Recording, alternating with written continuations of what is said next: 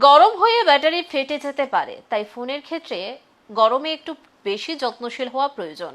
তাই কয়েকটা বিষয় অবশ্যই নজরে রাখুন, নইলে ঘটে যেতে পারে চরম অঘটন। দেখুন বিস্তারিত। বাড়ছে গরম, এই সময় ইলেকট্রনিক জিনিসের বিশেষ যত্নের প্রয়োজন।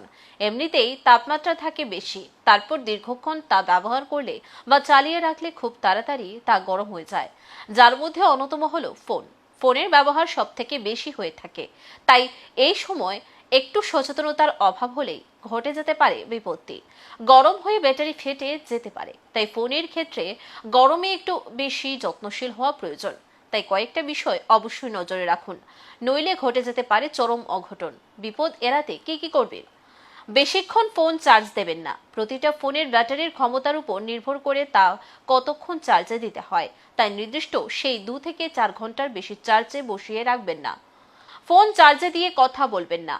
এখন তাপমাত্রা এমনই গরম, ফোন চার্জে থাকলে গরম হয়ে যায়। তার উপর যদি ফোন করা হয়, তাতে ফোনের ব্যাটারিতে চাপ পড়ে।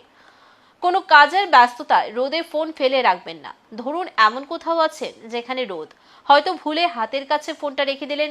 এমনটা করবেন না, তাতে ফোনের সমস্যা বেড়ে যেতে পারে।